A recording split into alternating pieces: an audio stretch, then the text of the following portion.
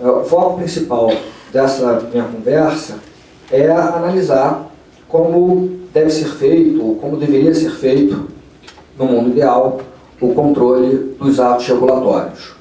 Mas eu não vou ficar só na abstração, a gente vai ter sempre um debate ideológico, um debate teórico sobre a melhor forma de controle, se deve ter um ativismo maior, seja do judiciário ou de outro controlador externo, seja de uma deferência por parte do controlador externo. Eu acho que esse debate é completamente impregnado por ideologias. Eu vou fazer mais ou menos na linha proposta pelo nosso amigo Carlos Ari Sundfeld, vou trazer uma visão um pouquinho cética do controle regulatório, ou seja, uma análise a partir das capacidades institucionais, uma análise a partir daquilo do que realmente ocorre, para ver se o debate abstrato teórico corresponde a efetivamente o que ocorre na prática. Bom, antes de mais nada, então, eu só queria fazer uma pequena introdução em relação aos atos regulatórios. É claro que falar em regulação é falar de um termo muito amplo. Nós temos vários sentidos para o vocábulo regulação, um sentido amplo para a regulação que vai englobar toda e qualquer intervenção do Estado no domínio econômico, seja por meio da lei, seja por meio do administrador público, por meio de uma agência, até um sentido muito mais restrito, que vai dizer que regulação é apenas atividade normativa.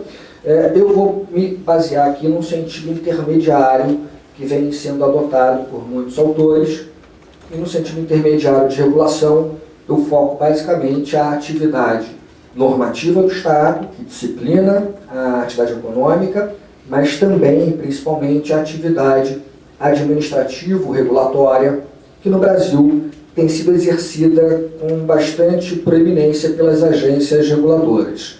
Claro que a agência reguladora não é o único instrumento de regulação do Estado, mas o foco aqui vai ser justamente a análise das agências reguladoras brasileiras e como tem sido feito o controle em relação a essas agências. Bom, e aí nós percebemos uma crítica às agências ou uma discussão no âmbito das agências reguladoras, que é uma discussão que se coloca não só para elas, mas também para o Poder Executivo, de um modo geral, para o Poder Legislativo e até mesmo hoje para o Poder Judiciário, que é a crise de legitimidade. Muito se fala em crise de legitimidade, por exemplo, no Poder Legislativo, por conta da já famosa crise da democracia representativa. Muito se discute se o parlamento realmente representa a população, as pessoas em geral, se as leis votadas pelo parlamento são leis voltadas para a população ou se são apenas fruto de uma ideia econômica levada ao mundo político, ou seja, o legislador vai trazer as normas que vão lhe trazer, no final, mais votos. E aí você tem, eventualmente, a atuação legislativa descompromissada com os direitos fundamentais ou descompromissada com a efetividade da nossa Constituição. Com essa crise da democracia representativa, o poder que necessariamente seria exercido pelo legislador passa a ser exercido de uma maneira muito forte pelo Poder Executivo. E o Poder Executivo tenta suprir eventualmente lacunas e entra em cena a releitura da legalidade para se começar a defender que o administrador público pode atuar mesmo na ausência da lei, desde para implementar direitos fundamentais, e o Executivo começa a adotar um papel de maior protagonismo.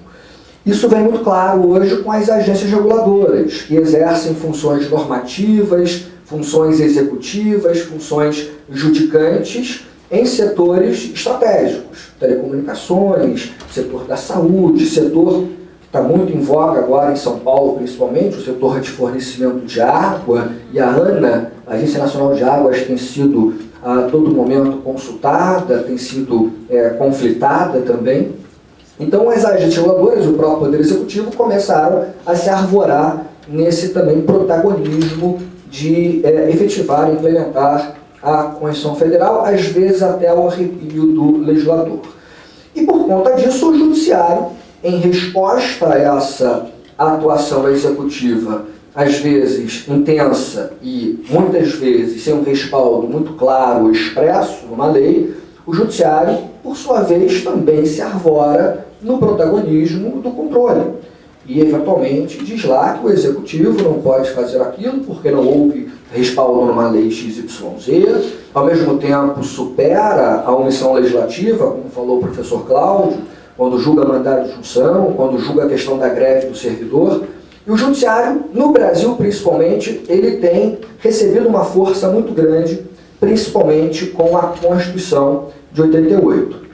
Esse debate em torno de um protagonismo judicial, de um ativismo judicial às vezes, protagonismo não se confunde necessariamente com ativismo, né? Geralmente a expressão ativismo judicial ela vem mais impregnada de uma crítica, de uma intromissão do judiciário em assuntos que não lhe competiriam em princípio. Mas pelo menos um protagonismo mais forte do judiciário ele tem sido percebido desde a Constituição de 88.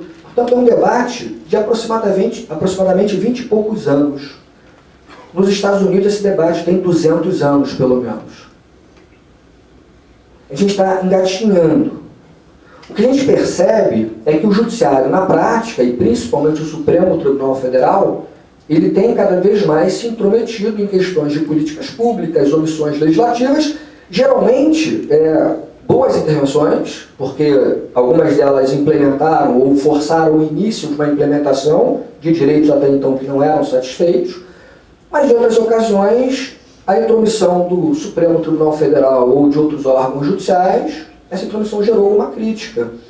Alguns diziam que o judiciário não deve decidir questões morais, existe um desacordo moral razoável numa sociedade pluralista, e por que 11 juízes que não foram eleitos vão decidir sobre essas questões tão sensíveis?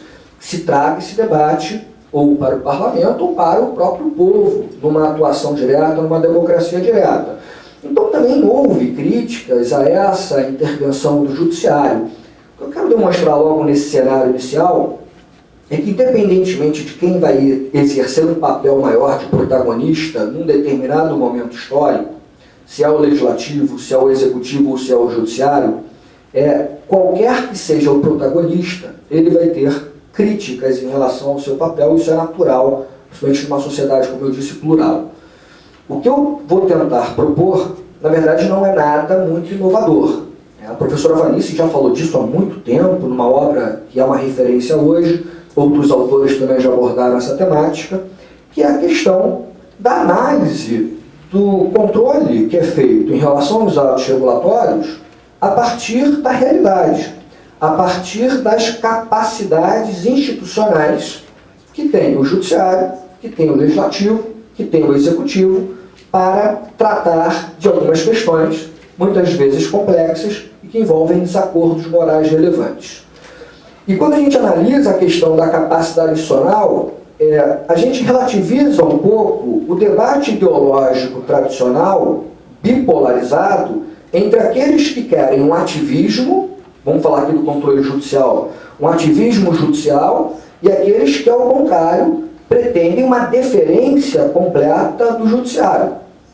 Se a gente olhar para o debate onde ele é mais amadurecido, o debate americano, tem mais de 200 anos, como eu disse, basicamente o que você vai ter de um lado, autores que vão defender um ativismo judicial, em tese ele teria começado desde aquela clássica decisão Mercury versus Madison, em que se admitiu a invalidação de leis pelo Poder Judiciário.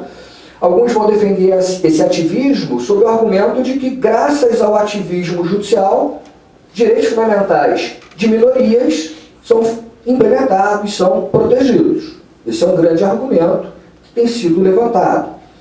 Por outro lado, aqueles autores que sustentam uma deferência judicial e não um ativismo, vão sustentar que o Poder Judiciário ele não teria a representatividade necessária para concentrar debates democráticos e questões que envolvem desacordos morais. Então, esses que defendem uma deferência vão dizer que o Judiciário deve exercer um papel menor no controle dos atos do poder público em geral. Cada um desses dois debates, ou cada uma dessas duas visões, tem, obviamente, argumentos bons, argumentos que são criticáveis, mas são duas visões que partem, às vezes, como disse lá o Carlos Ari Sundfeld, de algumas análises ideológicas, de algumas análises que às vezes não correspondem a uma realidade. Se a gente vai para uma análise mais concreta, cética, para usar a expressão, ou uma análise de capacidade institucional, a gente começa a questionar esses argumentos teóricos, esses argumentos ideológicos que bipolarizam o debate como se fosse um debate entre o bem e o mal. Quando a gente olha, por exemplo, para o Poder Judiciário e para a cúpula, o Supremo Tribunal Federal, será que o sistema de composição do Supremo Tribunal Federal é um sistema adequado? 11 ministros falando pelo Brasil inteiro. 11 ministros que às vezes vêm de uma situação parecida, elitista, vão decidir os rumos de toda a população. Eles não são nomeados, são indicados pelo chefe do Executivo através da aprovação do Senado, seguindo uma lógica do direito comparado. O Senado que não representa a população, mas sim os estados. Essa lógica de 11 ministros, que não tem uma accountability, um controle reforçado sobre suas decisões, já que eles dariam em tese a palavra final. É o melhor cenário, é o melhor local para se trazer o debate, se decidir as questões mais complexas que afligem a população? Eu diria que o próprio Supremo diz que não. Quando, por exemplo, o STF começa a tentar superar as críticas que lhes são colocadas, fazendo o que vem fazendo há pouco tempo, fazendo audiências públicas, como se fez na questão do fornecimento de remédios na área da saúde, como se fez na questão do aborto de feto anencéfalo. E o judiciário, com essas audiências públicas, o que ele pretende dar à sociedade? Uma resposta, dizendo, olha, eu tenho sim legitimidade democrática. Eu não fui eleito pelo povo e não preciso ser eleito para garantir a democracia. Isso acho que todos concordam. Mas a minha atuação institucional passa por uma questão prática, que é a realização de audiências públicas, é a publicização dos julgamentos, que me traz uma maior transparência para o judiciário, que não era até então tão transparente assim, e trazendo essa transparência, trazendo esse debate técnico e com a população por meio de audiências, o judiciário tenta reforçar a legitimidade de suas decisões. Mas esse mesmo problema que o judiciário padece é o problema que o executivo padece e que o legislativo padece. Pensando especificamente nas agências reguladoras, o debate quanto à sua legitimidade ele foi colocado desde o início. Quando as agências foram criadas na década de 90, com a natureza de autarquia, com o regime especial, o grande fundamento para a criação das autarquias regulatórias foi despolitizar setores, trazer um tratamento mais técnico para aqueles setores e, portanto, trazer maior segurança jurídica para os investidores, para os consumidores, trazer um ambiente institucional mais saudável e menos politizado. O ambiente politizado ele muda com o sabor do vento. A cada troca de governo, mudam-se as regras, traz insegurança, isso afasta investidores, afasta a eficiência do setor. Portanto, nesse contexto surgiram as agências e o debate que foi colocado logo de início foi quanto à sua legitimidade, porque elas concentraram poderes que seriam tradicionalmente exercidos pelos outros poderes. A agência reguladora baixa a norma. E baixa a norma com muita liberdade, porque a legislação estabelece apenas estándares genéricos, parâmetros genéricos, e a agência tem muita maleabilidade ou discricionariedade técnica para estabelecer o conteúdo delas. Alguns falam que é uma atividade quase legislativa. A agência reguladora também exerce uma função que não é idêntica, mas se assemelha à função do judiciário, que é a função judicante, quando ela resolve conflitos regulatórios entre os regulados, consumidores e concessionárias de serviços públicos, agentes do mercado e demais consumidores, e essas funções todas nas mãos de uma autarquia. E aí começa aquele debate que cá entre nós não leva a lugar algum. Como é que a agência reguladora se encaixa na separação de poderes? Porque a gente aprende que a separação de poderes ela é tripartida. É o poder executivo, o poder legislativo e o poder judiciário. A gente fica batendo cabeça para encaixar hoje o CNJ nessa repartição tão clara, o Tribunal de Contas, a agência reguladora, as próprias cortes constitucionais. O professor Cláudio Brandão citou a teoria dos poderes neutrais, que que é uma tese que é sustentada por alguns para tentar justificar esses órgãos, inclusive essas entidades regulatórias. Porque não existe uma tripartição de poderes exata, se é que ela já existiu no Brasil. Alguns órgãos e entidades não se encaixam perfeitamente. O Ministério Público é outro exemplo. Não se subordinam ao Poder Executivo. Ah, mas estão lá no Poder Executivo. Por quê? Por que não falar em mais poderes, entre aspas, ou contrapoderes, como fala o professor Diogo de Figueiredo, e não apenas em 1, 2, 3? E o que eu quero trazer nesse cenário? Essa lógica de uma agência reguladora que seria autônoma tecnicamente, despolitizada, é uma ideia que foi colocada e trouxe todo o debate em relação à sua legitimidade. Mas será que ela é tão autônoma assim? Será que é possível a gente chegar a um ponto em que uma entidade do Estado ela vai ser completamente despolitizada? É possível, teoricamente, se pensar em uma entidade completamente despolitizada ou todos são atores políticos? O que nós temos, na verdade, é, em maior e menor medida, alguma atuação que vai ter uma preponderância técnica, mas vai ter alguma influência política. E aqui eu entro na questão dos diálogos institucionais. A agência reguladora ela não pode ser insulada, isolada dos demais poderes e do próprio Poder Executivo. Por mais que você reconheça uma independência ou autonomia técnica, e é fato, nenhum poder pode ser imune ao controle. Nem o Ministério Público, nem o Poder Judiciário, nem o Poder Executivo, nem as agências reguladoras. Então, o primeiro diálogo institucional que eu demarco aqui é o diálogo que a própria agência estabelece com o Poder Executivo. Em relação ao Poder Executivo, haveria uma despolitização, mas o Poder Executivo tem algum diálogo com a agência logo no nascimento da agência, porque quem vai criar a agência reguladora é a lei de iniciativa do chefe do Executivo. Na indicação e nomeação dos dirigentes da agência, o Executivo faz a nomeação, tem lá alguns requisitos, menos subjetivos ou mais subjetivos, tem a aprovação do Senado, mas o Executivo nomeia, então há uma interferência, de alguma maneira, do Executivo na agência, mas alguns poderiam dizer, Rafael, depois que a agência foi criada, ela está blindada, depois que o dirigente foi nomeado, a gente sabe que o dirigente na agência só perde o seu cargo contra a sua vontade por sentença judicial ou processo administrativo, então ele não pode ser exonerado ad libitum pelo chefe executivo. Feita a nomeação, acabou a interferência política. Não é isso que a gente aprende? Isso é que a teoria fala pra gente. Mas numa análise mais cética, será que isso é verdade? Vamos só voltar aqui na história. Vocês se lembram do caso da Anatel envolvendo o presidente Lula quando ele assume no primeiro mandato.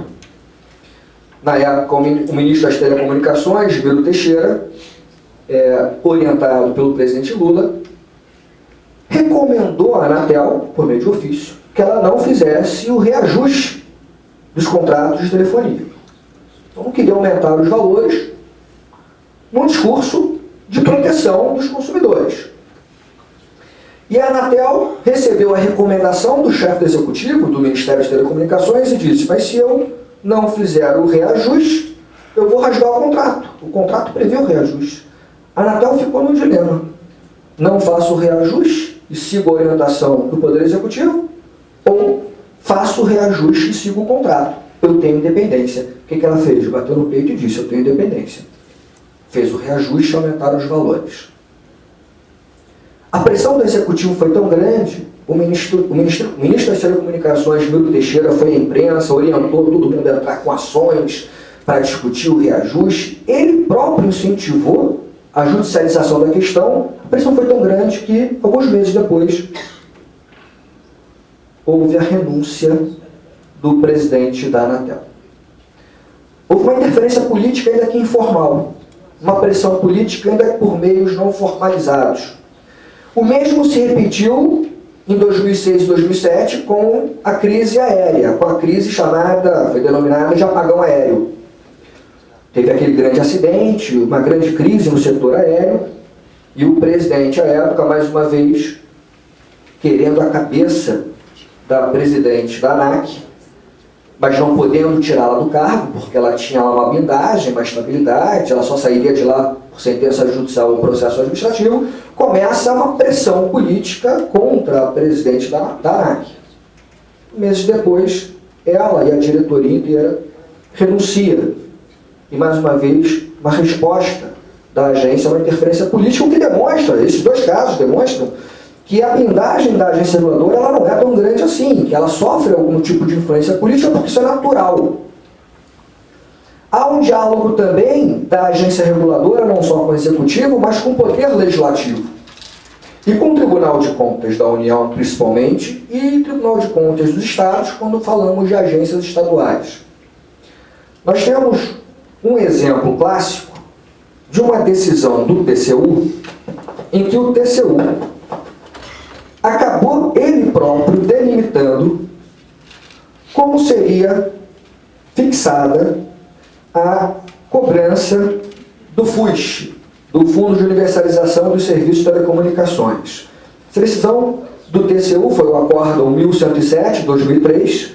Essa decisão do TCU, atendendo a uma consulta formulada pelo Ministério das Telecomunicações, o TCU acabou definindo como seria a própria política regulatória no tocante ao FUS, suprimindo o papel da agência reguladora, não deixando espaço para a agência fazer o seu papel institucional, que é definir a própria política regulatória. O TCU se arvorou e assumiu esse papel, num ativismo do Tribunal de Contas.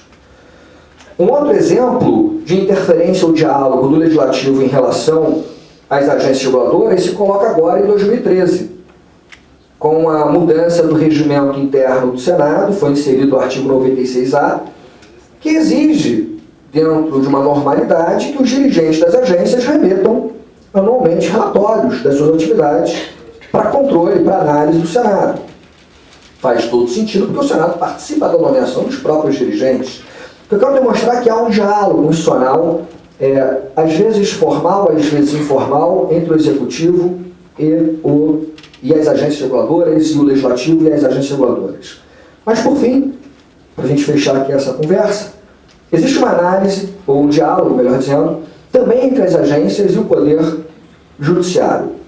E aí, de novo, mais uma vez, o debate clássico entre ativismo judicial e deferência, ele não pode ser colocado aqui nesse diálogo institucional entre o Judiciário e a agência de maneira abstrata. A questão é, os juízes estão preparados para decidir questões regulatórias? Se estão preparados, eles conseguem antecipar os efeitos sistêmicos de uma decisão num setor regulado? Quem vai subsidiar a análise técnica do juiz? O perito nomeado pelo juiz? Esse perito nomeado pelo juiz vai ter maior conhecimento técnico do que todos os peritos que trabalharam na elaboração do ato regulatório? Como fica a legitimidade da interferência judicial? Alguns vão defender uma intervenção judicial mais minimalista, ou seja, o judiciário ele poderia controlar violações claras à legislação, mas ele não substituiria a agência. Há um projeto de lei para a nova organização da administração pública, e nesse projeto de lei que está correndo, se coloca lá um artigo em que se diz que o judiciário e os demais controladores, quando interferirem, quando anularem decisões dos órgãos administrativos, inclusive aqui as agências, o judiciário ele não substituiria a própria decisão. A decisão seria apelativa, mas não substitutiva. Estabeleceria parâmetros. Mas ao fazer isso, o que o judiciário deixaria então? Um espaço para o diálogo. Deixaria um espaço para a agência reguladora, respeitando aqueles parâmetros colocados pelos magistrados, que a agência, no seu papel institucional, trouxesse a melhor decisão técnica para aquele mercado regulado. Só um exemplo aqui concreto, para não ficar na abstração. O STJ, no RESP 1.100.057, foi decidido em 2009, o STJ analisou um caso que envolvia a Anatel, em um caso de omissão. Um particular tinha pedido uma autorização para o funcionamento de rádio comunitária. E a Anatel simplesmente não decidia esse pedido. 1 ano, 2 anos, 3 anos e nada. O particular foi a juízo. E o STJ decidiu o seguinte: olha, Anatel, eu sei que não há um prazo na legislação para você decidir esse pedido de autorização para a rádio comunitária. Mas cá entre nós, 4 anos, 5 anos, viola a eficiência. O que fez o STJ? declarou a omissão ilegal da agência, da Anatel, mas não foi a INSJ que trouxe a autorização, porque não tem conhecimento técnico para saber se aquela pessoa teria direito ou não àquela autorização para a rádio comunitária. O STJ fixou prazo para que a Anatel trouxesse a decisão naquele prazo razoável, sob pena de responsabilização dos seus dirigentes, muda de área, etc. Essa me parece uma decisão que abre caminho para o diálogo. Me parece que essa decisão reflete aquilo que deveria acontecer na prática. O que eu proponho, portanto, nesse espaço curto de tempo, nessa conversa rápida, é que ao invés de um debate sobre quem vai dar a palavra final, judiciário, legislativo ou agências reguladoras, executivo, ao invés de um debate ideológico, supremacia judicial ou deferência judicial, que se faça um debate focado em capacidades institucionais, focado na realidade brasileira, e que chegue a uma conclusão em que o judiciário, exercendo seu papel, vai controlar os atos, mas vai deixar a liberdade, ou alguma margem de liberdade, para que a agência reguladora ela também exerça sua capacidade institucional e ela, não o judiciário, defina a política regulatória. Só para fechar, então, uma última frase, Clarice, se me permite, o homenageado professor Eduardo Garcia Renteria, uma frase não poderia ser de outra pessoa, do próprio Eduardo Garcia Renteria, no livro dele, Democracia e Justiça Administrativa, quinta edição, Civitas. Dizia o professor Eduardo: as discordâncias e as respectivas polêmicas constituem o necessário caldo de cultura de todas as ciências e um instrumento imprescindível do seu desenvolvimento e progresso. Não é outra coisa que ocorre com a ciência jurídica. Seria impossível imaginar a sacralização absoluta de qualquer doutrina, a morte certa da ciência jurídica em prazo não muito longo. Obrigado, gente.